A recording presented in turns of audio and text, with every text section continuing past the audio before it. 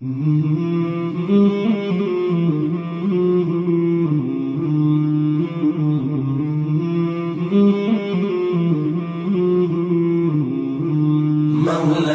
صل وسلم دائما أبدا على حبيبك خير الخلق كلهم. مولاي صل وسلم دائما أبدا على حبيبك خير الخلق كلهم. محمد سيد الكونين والثقلين، محمد سيد الكونين والثقلين والفريقين من عرب ومن عجم. مولاي صل وسلم دائما أبدا على حبيبك خير الخلق كلهم. مولاي صل وسلم دائما أبدا على حبيبك خير الخلق كلهم. أوذيت في الله لم تهزم ولم تهني، أوذيت في الله لم تهزم ولم تهني حتى غادت أمة الإسلام في النجوم. مولاي صل وسلم دائما أبدا على حبيبك خير الخلق كلهم. مولاي صل وسلم دائما أبدا على حبيبك خير الخلق كلهم. حبيب الله رسول الله إمام المرسلين، يا حبيب الله رسول الله إمام المرسلين. سريت من حرم ليلا إلى حرم كما سرى البدر في داج من الظلم. سريت من حرم ليلا إلى حرم كما سرى البدر في داج من الظلم. وبت ترقى إلى أن نلت منزلة، وبت ترقى إلى أن نلت منزلة من قاب قوسين لم تدرك ولم ترابي. مولاي صل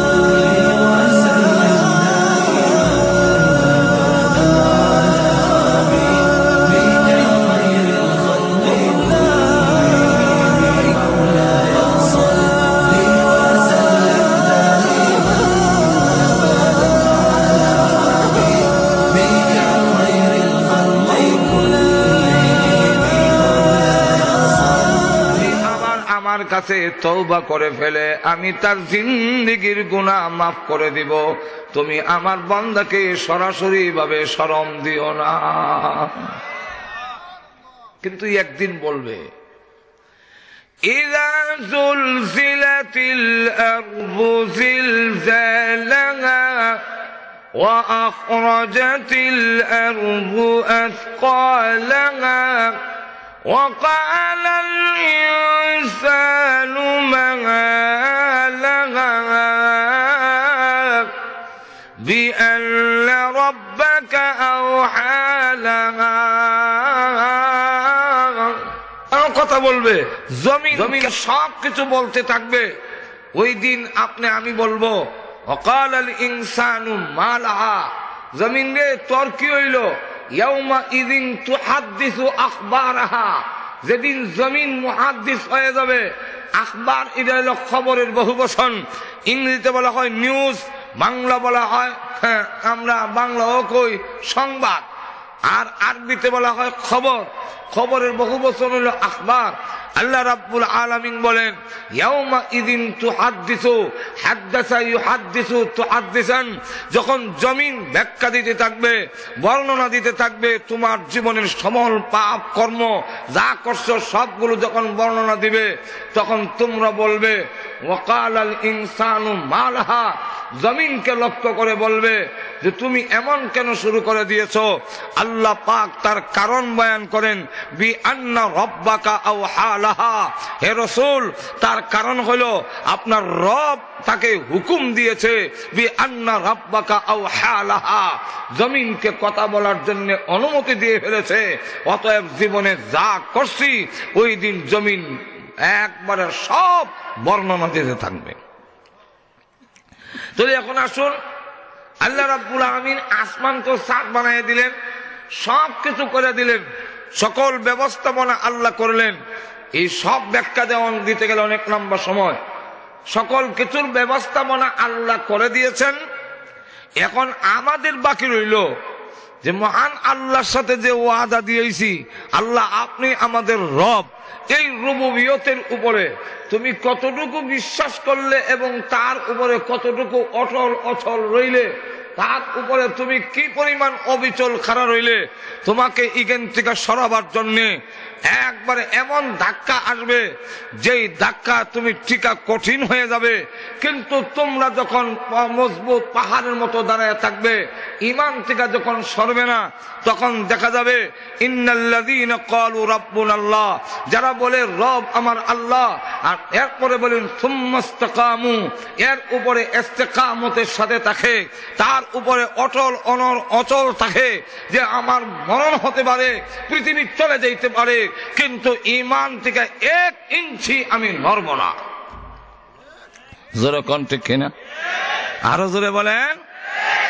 সাহাবায়ে কেরাম এমন অবিচল অটল ছিলেন ঈমানের উপরে, যার পরে আল্লাহ প্রশংসা করতে গিয়ে বলেন সাহাবায়ে কেরামের সাথে যে ষড়যন্ত্র করা হয়েছে, যেই বেঈমান কাফেররা ঈমান থেকে সরাবার জন্য শয়তান এবং শয়তানের দূষররা যেই চেষ্টা করেছে সাহাবায়ে কেরাম থেকে ঈমান থেকে সরানোর জন্য, এই ষড়যন্ত্র যদি পাহাড়ের সাথে করা হইতো তাহলে আল্লাহ রাব্বুল আলামিন বলেন পাহাড় জায়গার থেকে নড়ে যেত, পাহাড় জায়গার থেকে সরে যেত।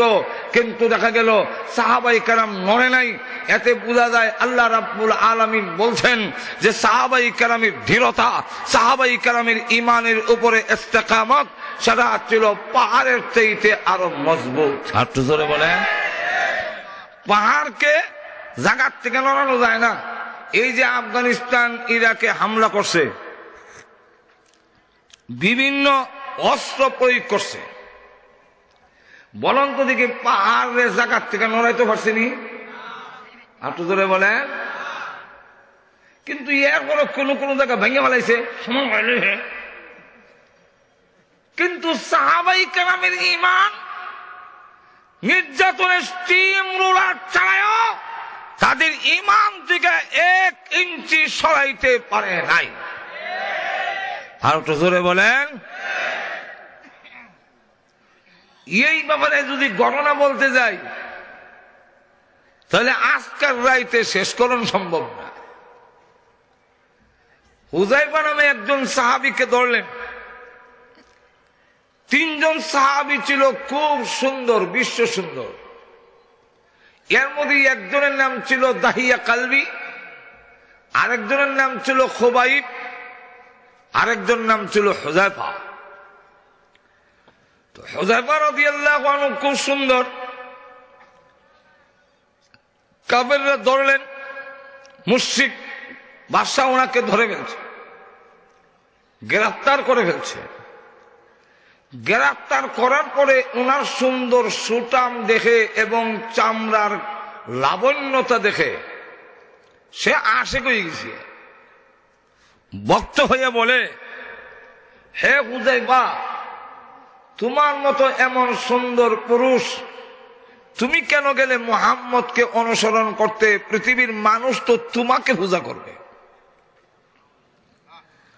তখন হুযায়ফা রাদিয়াল্লাহু আনহু বলেন,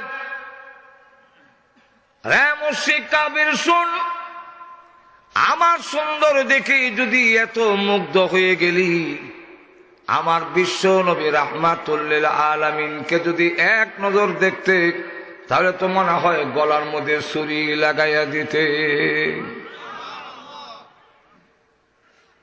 মুশরিক বাদশা কয় একটা কাজ করো। কি? তুমি যদি আমাদের ধর্মে চলে আসো, ইসলাম ছেড়ে দাও, ঈমান ছেড়ে দাও, তাহলে আমার অর্ধেক রাজত্ব এই মুহূর্তে তোর নামে লিখে দেন। উনি একটা অবজ্ঞার হাসি দিলেন। হাসি তো কয়েক জাতের আছে, এর মধ্যে একটা হাসি আছে অবজ্ঞার হাসি। এটা কয় হ্যাঁ হ্যাঁ।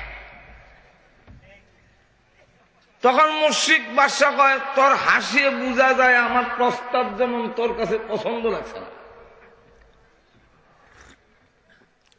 হুযাফা রাদিয়াল্লাহু আনহু বলেন, পছন্দ লাগবে কিভাবে বলো? তুমি বলছো আমার ঈমান ছেড়ে দিলে তোমার রাজত্বর অর্ধেক আমাকে দিবে, আর রাসূল বলছেন ঈমান নিয়ে মরতে পারলে কমের পক্ষে 10টা পৃথিবীর সমান জান্নাত দিবে। কোন পাগল আছে এত বড় না ছেড়ে দিয়ে সুদানি? তো কয়েছে তো আমার একটা মাত্র মেয়ে, এই মেয়ে বিয়া দিব, আর পরবর্তীতে আমার মেয়ে হবে না। তখন সময়ও এখনো কিন্তু লন্ডন আমেরিকা মহিলাকে প্রধান বানায় না, এই আইনটা বানায় দেয় আমরার উপরে। আর একটু জোরে কম, আমি লোক প্রধান হইলে সমস্যা আছে কেন? তাদের মধ্যে এক বিয়ামির একটা দুর্জন্মগত ভাবে আল্লাহ দিয়া দিছে। এক গুইয়া তাহে এক গুইয়া জিদি দেখবেন, দুইজন মহিলা ঝগড়া লাগলে কোমর কাপড় বান্ধা একজন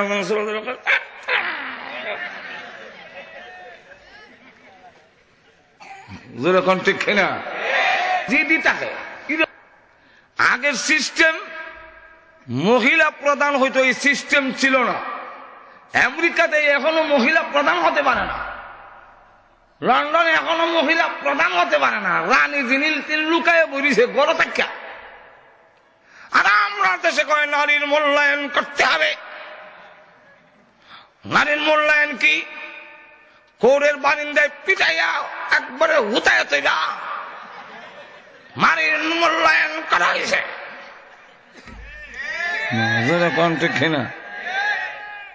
নারীর মূল্যায়ন করছে,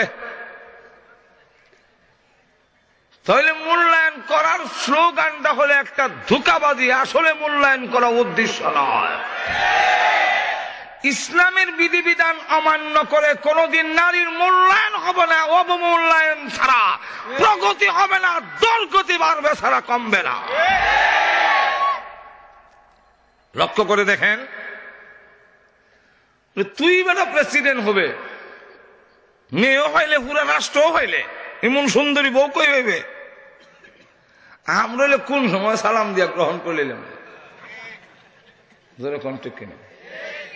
আমাদের দেশের আলু আর রুটি পাওয়ার আশা ঈমান থেকে লইয়া যায়। আর একটু জোরে বলেন হাসিনি রহম।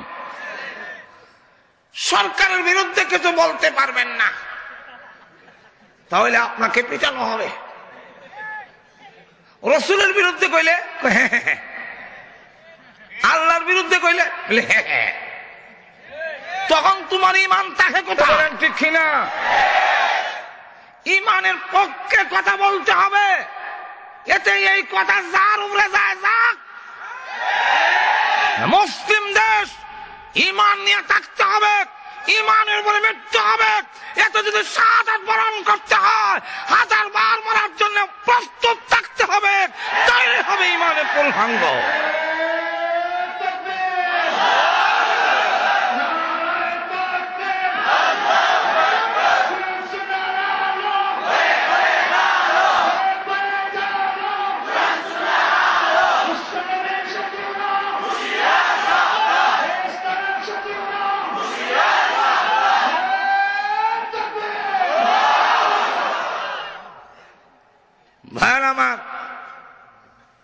ইসলাম বলছে রাষ্ট্রপ্রধানও যদি ভুল করে লোকমা দেওয়ার অধিকার জনগণের আছে।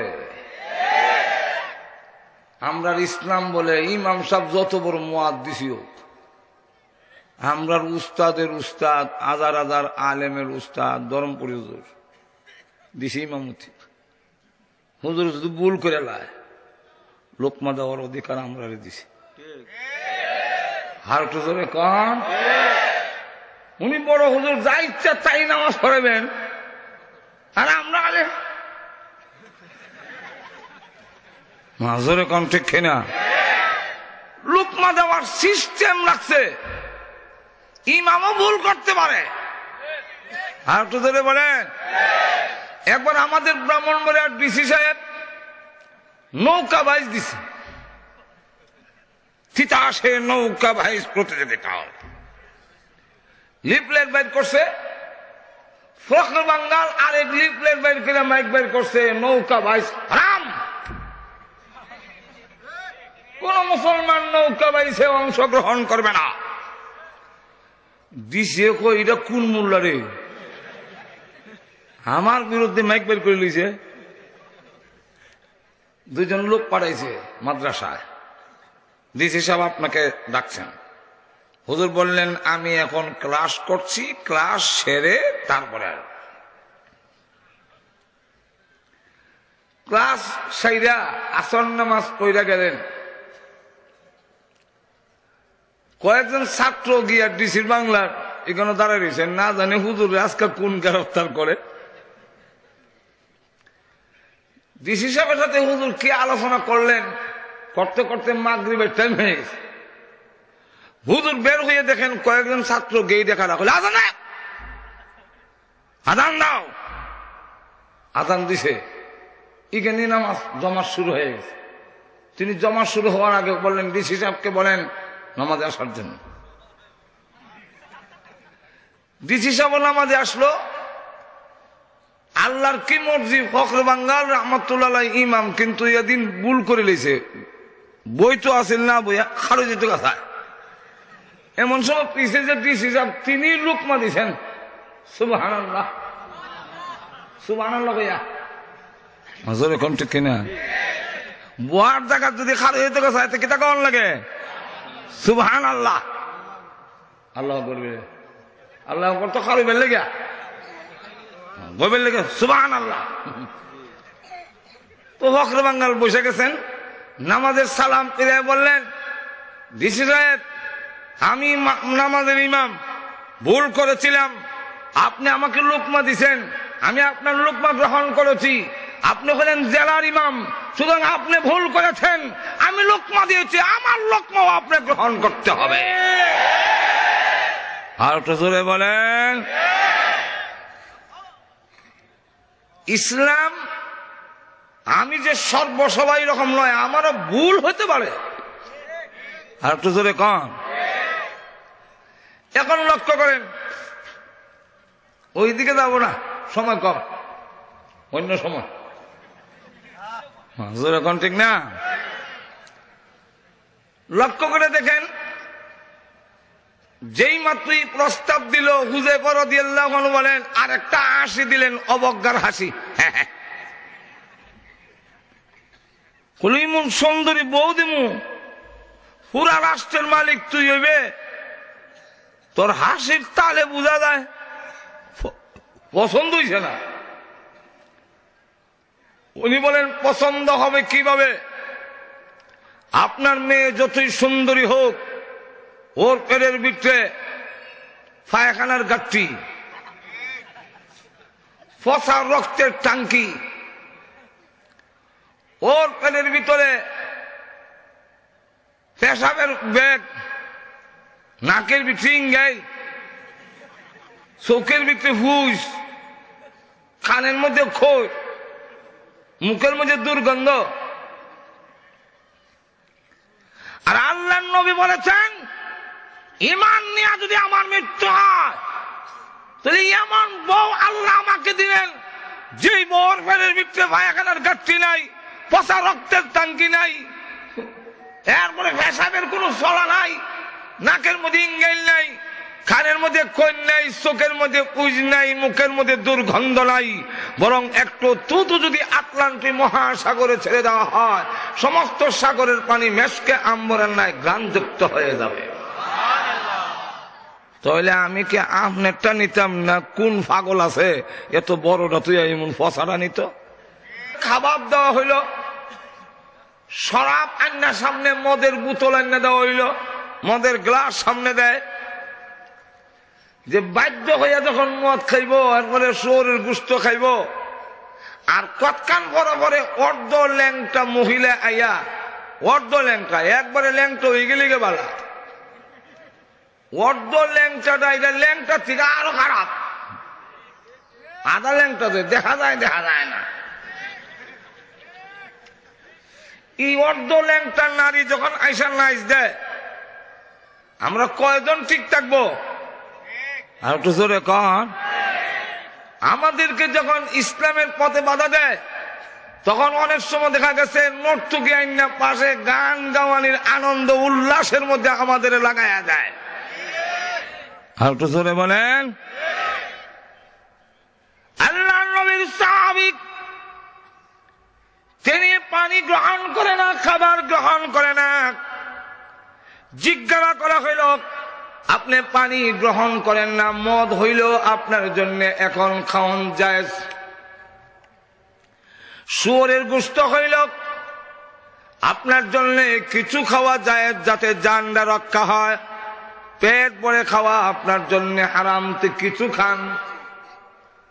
উনি বলেন না, ওরা দেখতে চাক নবীর সাহাবীর ঈমান কত মজবুত, যদিও আমার জন্য জায়েজ, কিন্তু প্রয়োজনে আমি মরে যাব। আল্লাহর কসম করে বলি, আমার যদি মরণ হয় তথাপিও আমি হারাম শরাব এবং শুয়োরের গোশত মুখে ঢুকাবো না।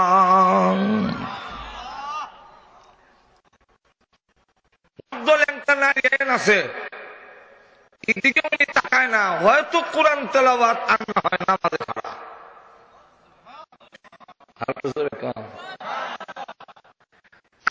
দিন পর্যন্ত রইল, কোন খাবার পানি গ্রহণ করলেন না। এই অবস্থায় মরণাপন্ন আধা মরা যখন দেখলো 8 দিন এই নারীর উল্লাস, মদ শুয়োরের গোশত গ্রহণ করবেন, আগুন দিয়ে এর নামের প্রথম অক্ষর আর তার নামের প্রথম অক্ষর তার দিয়া বানাইয়া আগুন দিয়া লাল হইয়া ফাঁসি দিয়া লাগাইয়া দেয়।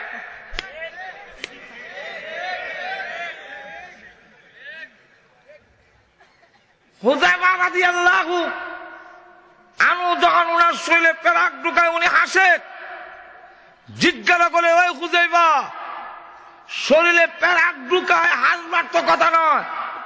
উনি তখন বলেন, হ্যাঁ এটা হাসার কথা, তোমরা বুঝবে না, তোমরা আমার শরীরে পেরাক ঢুকাচ্ছ আল্লাহ এবং তার নবীর কারণে, তাই আল্লাহ এবং রসুলের মহব্বতে আমাকে হাসায়।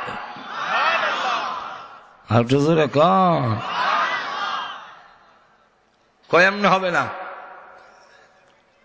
ডেকসির মধ্যে তেল গরম করো, ছেড়ে দেওয়া হবে। তেল গরম করা হয়েছে, ওনাকে ছেড়ে দেওয়া হয়েছে। যখন কিছুক্ষণ পরে তারা মই দিয়া সকম দিয়া দেখে, উচ্চা কিতা হইল, দেখে নবীর ওই সাহাবী যার ঈমান পাহাড় থেকে আরো মজবুত, সেই সাহাবী গরম তেলের মধ্যে বসে বসে মহান আল্লাহ পাকের জিকিরে লিপ্ত হয়ে আছেন।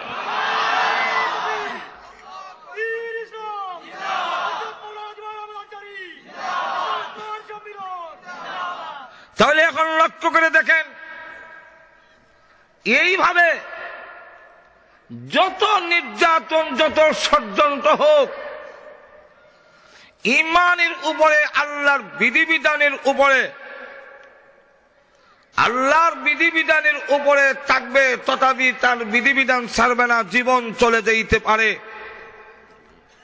এইভাবে অটল অচল যদি থাকে, সেই লোকের ঈমানের সাথে মৃত্যু হবে, তার মরণটা ঈমানের সাথে হবে। ইমানের সাথে তার মৃত্যু হবে। লক্ষ্য করে দেখেন, ইমানের সাথে মৃত্যু হবে।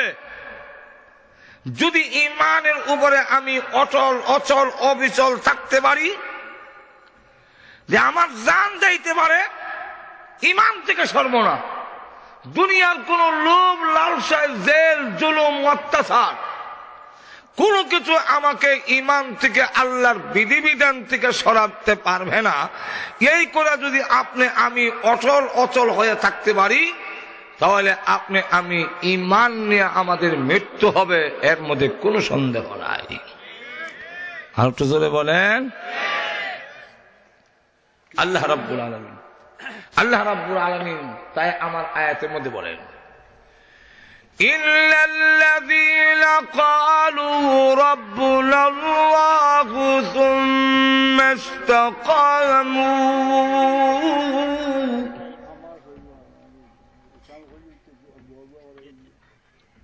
ভাইরা আমার লক্ষ্য করেন, আরেকজন সুন্দর সাহাবী, বলবো তিনজন তো সুন্দর, আরেকজনের নাম খুবাইব। ওনাকেও কাফেররা বহু প্রলোভন দিয়েও পারল না ফিরাতে, ফাঁসির কাস্টে ঝুলানো হবে। এই ফাঁসির কাস্টে ঝুলানোর আগে জিজ্ঞাসা করা হইল, তোমার কোনো আকাঙ্ক্ষা আছে কি?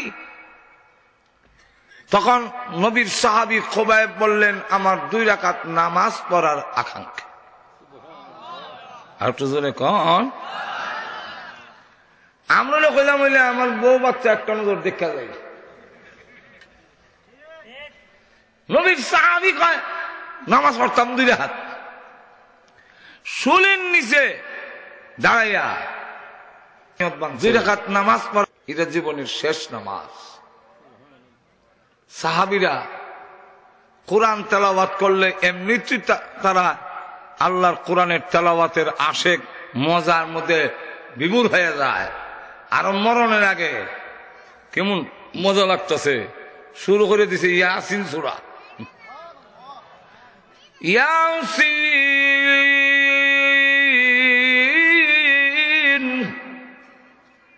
ওয়াল কুরআনিল হাকীম।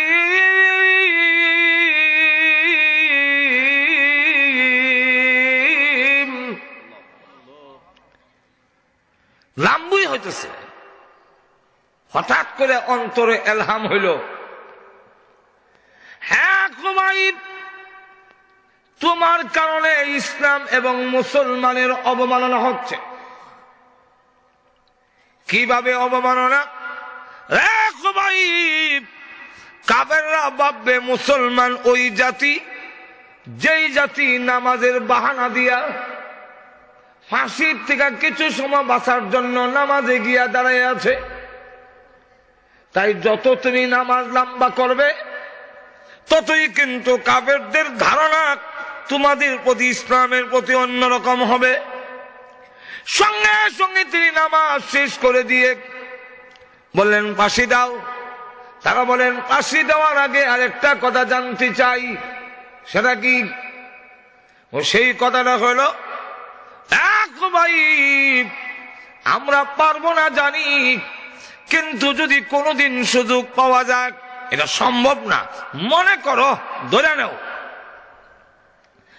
যদি কোনোদিন সুযোগ পাই মুহাম্মদকে ধরতে পারি, আর তোর বিনিময় এই ফাঁসির কাস্টে মুহাম্মদকে চড়াই, একমত কিনা? হযরত খুবাইব রাদিয়াল্লাহু আনহু বলেন, কাফিররা যত কষ্ট দিয়েছ, ফাঁসির কাস্টেও আমাকে ঝুলাবে। এই সকল কষ্ট যদি একত্রিত করা হোক, এর থেকে 1000 গুণ বেশি কষ্ট পেয়েছি।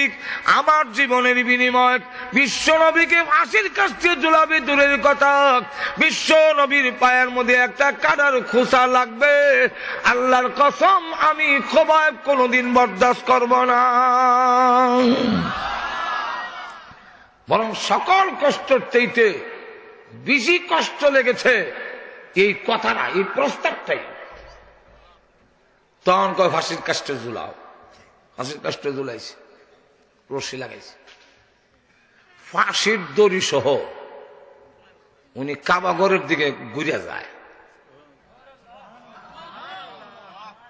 কারণ কাবাগরের দিকে চেহারা করে মরণ মুস্তাহাব। এখন এই অবস্থায় তিনি নিজে নিজে কাবাগরের দিকে ঘুরে যায়, অনেক টান দিয়া চেহারা কাবাগর থেকে ঘুরায় এনে আবার তিনি ঘুরে, আবার টান দিয়ে ঘুরায়, আবার ঘুরে, আবার টান দিয়ে ঘুরায়। আল্লাহর সঙ্গে সঙ্গে ফেরেশতা বানায় দিয়ে বলেন, যাও খুবাইবের কানে গিয়ে বলে দিয়ে আসো, কাবাগরের দিকে চেহারা করে মরণের কোন দরকার নাই, ঈমান নিয়ে তার মৃত্যু হবে, যেই দিকে তাকায় সেই দিকে আমি আল্লাহ আছি, আয়াতটা স্মরণ করে দিয়ে আসো। ফাইনামা তুওয়াল্লু ফাসাম্মা ওয়াজহুল্লাহ, খুবাইবের প্রাণ যেই দিকে বের হবে সেই দিকে আমি মহান আল্লাহ তার সামনে হাজির আছি। সুতরাং এই কথাটা জানায় দাও। ফেরেশতা যখন আইসা কয়, হ্যাঁ খুবাইব, তোমার কানে কানে বলি, এত কষ্ট করার কোনো দরকার নাই, কোনো প্রয়োজন নাই, কাবাগরের দিকে চেহারা করে মরতে হবে, এরকম কোনো দরকার নাই। ফাআইনামা তুওয়াল্লু ফাসাম্মা ওয়াজহুল্লাহ, তোমরা চেহারা যেই দিকে তা ঘুরবে এই দিকেই আল্লাহ আছেন, যেই দিকে আসিতে অসুবিধা কি, তুমি সেই দিকে তোমার প্রাণ দিয়ে ফেলো। আইসেন যখন তো একটা কাম করেন, কি বলে, আমার পক্ষ থেকে শেষ সালামটা রাসূলের কাছে পৌঁছাই দে। আর বললেন রাসূলের কাছে এই সংবাদটা দিয়েন। রাসূলের হাত ধরে যে বলছিলাম যে আমরা আজ থেকে রাব্বুল আল্লাহ, আল্লাহকে রব স্বীকার করলাম, এই রুবুবিয়তের মধ্যে শিরক করব না, কাউকে অংশীদার বানাবো না। রাসূলের হাত ধরে যে অঙ্গীকার করেছে, উপরে আমি আছি, অটল আছি, নড়ি নাই, আল্লাহ রাসূলের সাথে ওয়াদা বরখেলাপি ভঙ্গ করি নাই, এই সংবাদটা পৌঁছে দেয়। জিবরাইল আলাইহিস সালাম যখন রাসূলের কাছে সংবাদ পৌঁছে দিলেন, রাসূল খুবাইব রাদিয়াল্লাহু আনহু আপনাকে সালাম দিয়েছেন, এই মুহূর্তে তাকে ফাঁসির কাস্টে ঝুলানো হচ্ছে। রাসূল তখন বলেন, ওয়া আলাইকুমুস সালাম ইয়া খুবাইব। সাহাবীরা বলেন, ইয়া রাসূলুল্লাহ, খুবাইব তো এখানে নাই, সালামই দিল না, আপনি হঠাৎ করে ওয়া আলাইকুমুস সালাম ইয়া খুবাইব। রাসূল বলেন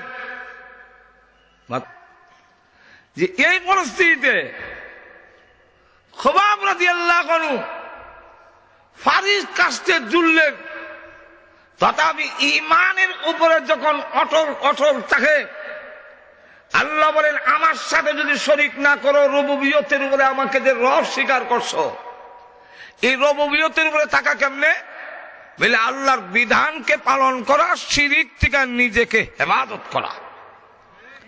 আর তো জোরে বলেন, শিরিক না করা, আল্লাহর বিধানকে পরিপূর্ণভাবে মানার নামই হলো ঈমানের উপরে থাকা।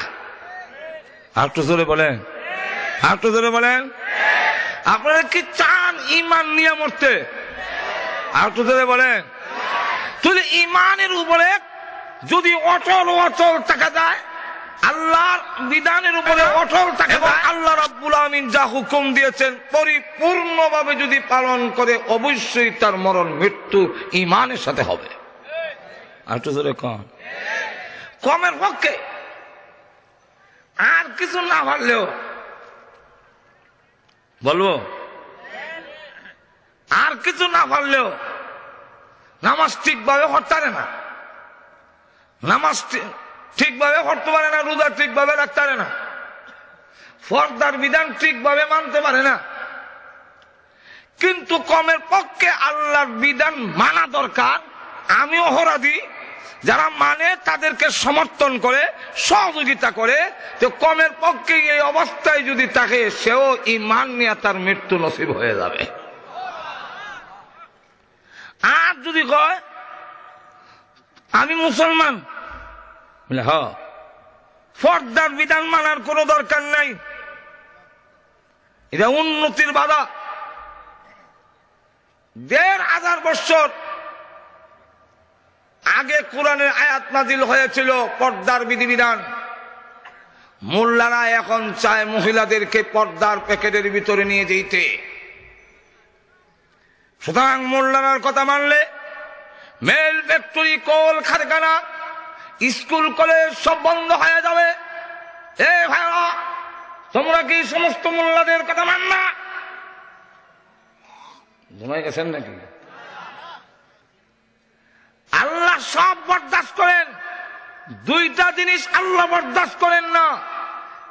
এর মধ্যে একটা হইল শিরিক, আল্লাহ বরদাস্ত করেন না, যুদ্ধ ঘোষণা।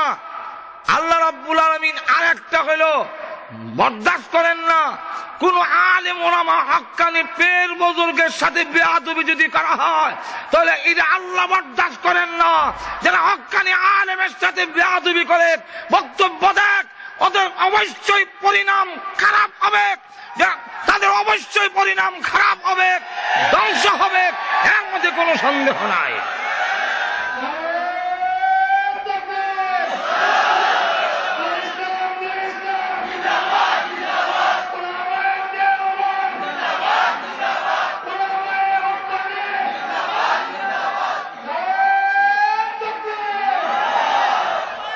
শুধু একটা ঘটনা স্মরণ করাইয়া দেই। জুনায়েদ বাবনগরী মাদ্দাজিল্লাহুল আলী, তিনি অনেক বছর ধরে কোন জনসভায়, কোন রাজনৈতিক বক্তব্য, কোন মাঠে বক্তৃতা দেন নাই। উনার বাবাও হাদিসের কিতাব পড়াইছেন, উনিও পড়ান, উনার নানাও, উনার মামাও, উনিও হাদিসের কিতাবই পড়াইতেছেন। এরপর থেকে এই জন্মের পর থেকে কোরআন হাদিস নিয়ে শুধু গালাগালি, অন্যগুলো ভালো করে বুঝেন না। কিন্তু ইমানের পক্ষে, ইসলামের পক্ষে কথা বলার কারণে যেই পুলিশ তার প্রতিবেশী নির্যাতন করেছিল, ওনার বক্তব্য হলো সেই পুলিশে আল্লাহ পাক তারই সন্তান ঐশী নামক ময়া দিয়া জবাই করাইছে। আর তো জোরে কন। তাহলে আলেম ওলামার বিরুদ্ধে যারা বেয়াদবি করে, আলেম ওলামার কুৎসারণা করে, হক্কানি আলেমদের বিরুদ্ধে কথা বলে, তার পরিণাম হয় শোচনীয় পরিণাম, ইজ্জতের সহকারে ঈমান নিয়ে যেতে পারে না। যখন নাকি লক্ষ্য করে দেখেন, অসুবিধা দিতেছে আপনাদের, ১,৫০০ বছর পিছিয়ে যেতে হবে। এই বক্তব্য যারা দিবে তে ঈমান নিয়ে মরবে দূরের কথা, ঈমানের উপরেই নাই, ঈমান নিয়ে মরবে কিভাবে? এজন্য আল্লাহ রাব্বুল আলামিন তার পবিত্র কোরআন শরীফে বলেন, ইন্নাল্লাযীনা ক্বালু রাব্বুনাল্লাহ,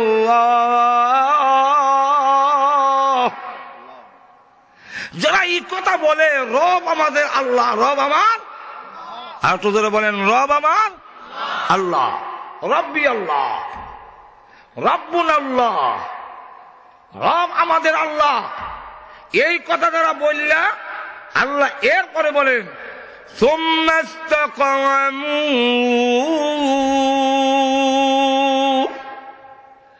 এর উপরে অবিচল, অটল, অনড় যে থাকে, কোন অবস্থায় লড়াচড়া নাই, তাহলে কি হইব?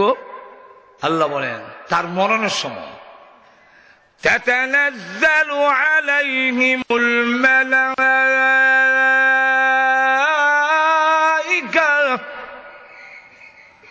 মরণের সময় মহান আল্লাহ পাক ফেরেশতা নাজিল করবেন। ফেরেশতা তখন তাকে বলতে থাকবে, আল্লাহ তাখাফু ওয়া লা তাহজানু, তুমি ভয় করো না, চিন্তিত হয়েও না। সামনের ভয়কে আরবিতে বলা হয় খৌফ, পিছনের ভয়কে আরবিতে বলা হয় হুজন। দুটোই ভয়, একটারে বাংলা হয় চিন্তা, টেনশন, আরবিতে হয় হুজন। দুটোই কিন্তু আসলে ভয়। সামনে জামু যে চুরিনি ধরে না, ডাকাইতিনি ধরে, আবার নির্বাচনের পক্ষের লোকেরা ধরে, বিরোধী দলে ধরে লাভ। এই সামনের যে একটা টেনশন, এটারে হয় আরবিতে খৌফ, বাংলা হয় ভয় ভীতি। আর আমি সামনে গেলে আহা বাড়ি ঘরছে ফারা এলাম, এদিকে নিয়ে আবার কেউ বোমা ছেড়ে দেয়, আমার বউ বাচ্চা নিবে বিপদ করে। পিছনে যারা থাকে এর নাম হলো, এই চিন্তার নাম, এই টেনশনের নাম আরবিতে হয় হুজন। ফেরেশতা তখন বলবে যে ভয় করো না, সামনের তোমার জন্য সামনের ভয় নাই, কবরে হাসরে ফুলতরাতে কোথাও তোমার ভয় নাই, পিছনে তোমার কোনো টেনশন নাই। বলে কেন? তোমার পৃথিবীর থেকে বিদায় হয়ে গেলে তোমার সন্তান কি খাবে, কেমনে চলবে, এদের জিম্মাদার কে নিবে, এই চিন্তা তোমার দরকার নাই। তোমার সন্তান পরিবারের জিম্মাদার এখন থেকে স্বয়ং আল্লাহ হয়ে যাবেন। কে হয়ে যাবেন? বলবো এক ঘটনা, আর একটু জোরে বলেন। ফুদাইল ইবনে আয়াজ রাহমাতুল্লাহ আলাইহি প্রথম ছিলেন ডাকাতের সর্দার, গ্রুপ লিডার। এই গ্রুপ লিডার যদিও ডাকাতের সর্দার, কিন্তু মানুষ বালা। ডাকাতের মধ্যে কিছু বালা আসেনি না। এই কয়েকদিন আগে ওই এক জায়গায় আমার গাড়ি গাড়াও করে ফেলছে, এমন ভাবে লাইট মারছে সামনের দিকে, 3 লাইট একবারে, কুয়াশাও এমনি দেখা যায় না। আবার যখন 3 লাইট একবারে মানে দিছে, তখন তো ড্রাইভার আর চোখে কিচ্ছু দেয়, গাড়ির সামনে যাওয়ান মানে কাতার যাওয়ান, গাড়ি ফুললি ব্যাক, সবটি ঘেরাও করলেছে গাড়ি। ড্রাইভারে খালি লাইটটা জ্বালায় হয় আনসারি হুজুর, এমনি ও বললি সিল্লি দেখো হুজুর যান যান, কারো কাছে কিন্তু কয়েন না।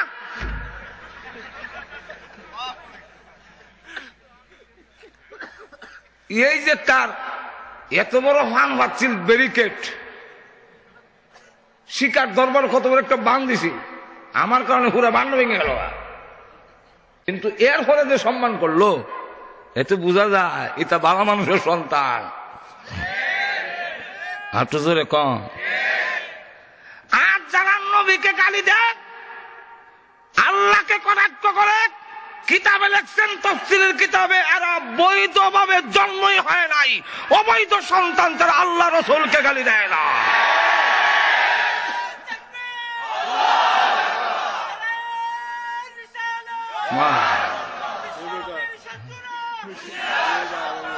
মাশাআল্লাহ, বোঝা যায় সব দলে আছে, তেমন দরকার। ভাইরা আমার, লক্ষ্য করে দেন, একটা কথা বুঝতে রাখেন, নারায় রিসালাত জন গোছেতে এই কথাটা কয়ে দেওয়া যায়, মাজুরে কণ্ঠে খেনা এটা কোন না। এখান থেকে এবছর থেকে শিক্ষা গ্রহণ করেন, সত্যিকারের আশিক রাসূল কারা তারা বুঝতে হবে, যারা আল্লাহ এবং রাসূলকে কটাক্ষ করলে প্রয়োজনে শরীরের তদারক্ত নয়, জান উৎসর্গ করে দেখ, আমার জীবন দিতে পারি, আমার জান উৎসর্গ করতে পারি, আল্লাহ এবং তার রাসূলের অবমাননা বরদাস্ত করতে পারি না, এই কথা যারা বলে তাই হলো সত্যিকারের আশিক রাসূল।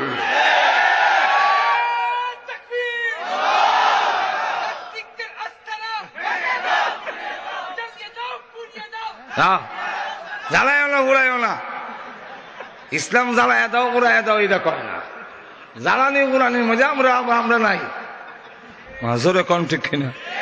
আর তো জোরে বলেন। আমরা যদি খালি ঐক্যবদ্ধ হই, জ্বালানো লাগবে না, উড়ানো লাগবে না।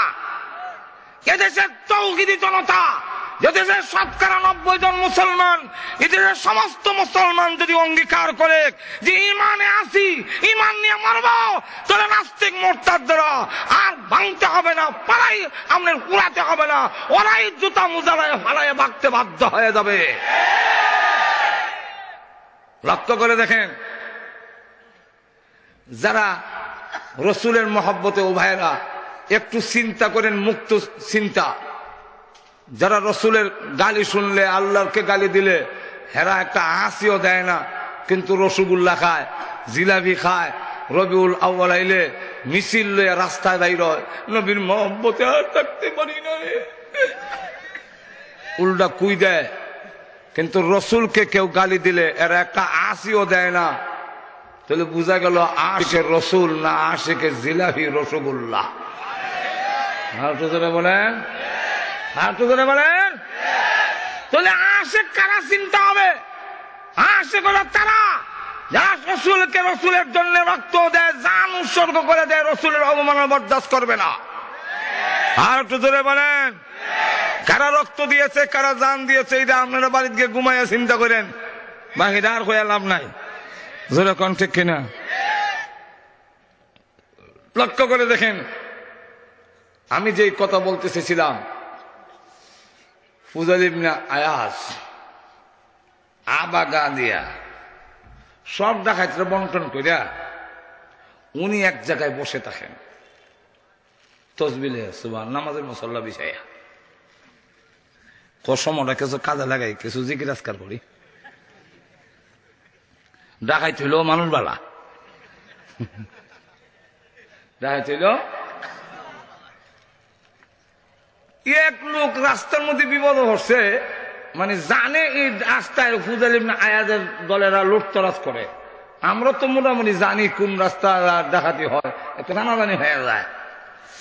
তো একবার বিপদ হচ্ছে, এখন কি করি রে, ভাবলো কোন পাহাড় জঙ্গল যদি একটু পাই, সেখানে গিয়ে লুকাইয়া থেকে রাতটা কাটাইয়া দেই। গেছে পাহাড়ে, গিয়া দেখে এক আল্লাহর ওলি নামাজের মুসল্লা বিছাইয়া তসবিহ হবে। তখন ভাবলো, আল্লাহ, ফুজাইল ইবনে আয়াজের দলের লোকেরা যেখানে থাকে সেখানে তোমার একজন ওলিও থাকে। আচ্ছা, এই ওলির কাছে রাতটা কাটাইয়া দেয়। ওনার কাছে গিয়ে কইল, হযরত, আমি কি আপনার কাছে রাতটা থাকতে পারি? ও বই থাক। হযরত, টাকা পয়সাটা আমার কাছে রাখা নিরাপদ না, আমার কাছে কিছু স্বর্ণ মুদ্রা আছে, আপনার কাছে রেখে দেন, ডাকাইতে ধরলেও আপনারও ধরবে না। উনি বলেন, নামাজের মুসল্লার নিচে থয়ে দে। থয়ে দিছে। সকালে দেখে সব ডাকাইতরা আসছে, বন্টন উনি করে। তখন কয়, লা ইলাহা ইল্লা আনতা সুবহানাকা ইন্নী কুনতু মিনাজ জালিমিন। যে বেটা মনে করছিলাম একজন হুজুর বুজুর্গ, এই বেটা দিয়ে ডাকাইতের সর্দার, উনি বন্টন করে বড় বাট্টা নিজের লেগে রাখে। আচ্ছা, নিজের এত বাঘে এত ছাগল বাগে দিলাম, হুজুর আমি কি এখন যাইতে পারি? ও যাও। 10 কদম গিয়া হয়, কিচ্ছুই কইল না। তোর টাকাটার কথা, স্বর্ণ মুদ্রা দিছে, আচ্ছা বইলা দেখি, বলাতে যদি না দে চলে আসলাম। তো বলা তো দরকার, মালের তো একটা মহব্বত আছে। গিয়া কয়, হযরত, কিছু স্বর্ণ মুদ্রা যে রাখছিলাম। উনি বলেন, তুমি যেখানে রাখছিলে আমি তো ধরি নাই, নিয়ে যাও। অঙ্ক বুঝছি, দল্লি ফিরাটা দিত, এক কদম আগায় আবার এক কদম পিছা। উনি বলেন, নির্ভয়ে নেও, নিয়ে যাও। তো যখন নিয়ে যায়, সাথীরা কয়, উস্তাদ, উনি কি আপনার আত্মীয়? না। কোন ফ্রেন্ড বন্ধু? না। পরিচিত লোক? না। তাহলে শিকারী ভাবে কাছ থেকে যায়, আপনিও রাখলেন না, আমাদের ইশারা দিলেই তো গলার চিবাদা রেখা দিতাম। উনি বলেন, দেখ, আবা রোমাল পোশাক দীক্ষা, সে মনে করছে আমি একজন আল্লাহর ওলি, আমি একজন আলেম। এখন যদি তার টাকাটা আত্মসাৎ করি, সারা জীবন আমার নবীর সুন্নতের কলঙ্ক লেগে যাবে।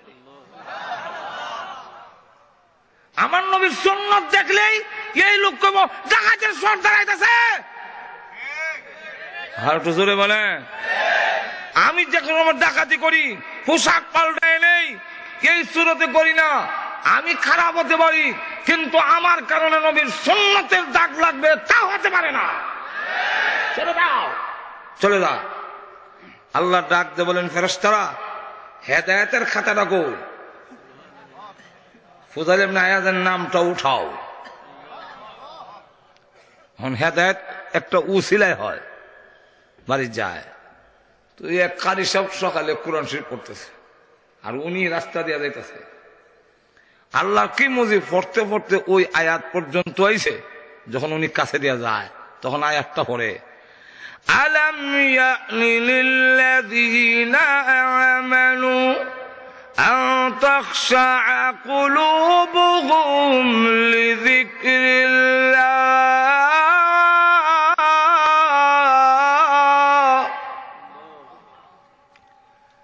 ঈমানদারের জন্য কি এখনো সময় আসেনি? আল্লাহর জিকিরের দিকে তার দিল নরম হয়ে একটু ঝুঁকে পড়বে। এই সময় কি ঈমানদারের এখনো আসেনি? ফুজাইল ইবনে আয়াজ কয়, এই কথা তো কারি সাহেব আমারই কইতাছে, আমি তো ঈমানদার। এমনি ঘুরে গেছে, দরজায় গিয়া খটখটানি দিছে। কারি সাহেব কে? দরজা খুললেই দেখবে আমি কাটা। কোন নামটা বলেন, নাম বলেন কে আপনি? আমার নাম ফুজাইল ইবনে আয়াজ। উস্তাদ দরজা খুলে বেঙ্গালি, দরজা খুললে দেখেন নাদুস নুদুস চেহারা, চোখ লাল, উন্মুক্ত তরবারি। আয়াতটা যে পড়ছিলেন ওই আয়াতটা আবার পড়েন। কারি সাহেব কাঁপতে কাঁপতে কয়, আল্লাহ এত সকালে ফুজাইল ইবনে আয়াজের সুরতে আজরাইল দিয়ে আমার গরো ফাটাই দিছ। এই ডাকাত বেটা কি এর কোরআন শুনতো, না জানি কোন অপরাধ আমার হইছে, এখন তো কাটে লিব। বই নিয়ে পড়ে, আলাম ইয়ানি লিল্লাযীনা আমানু আন তাখশা কুলুবুহুম লিযিকরিল্লাহ।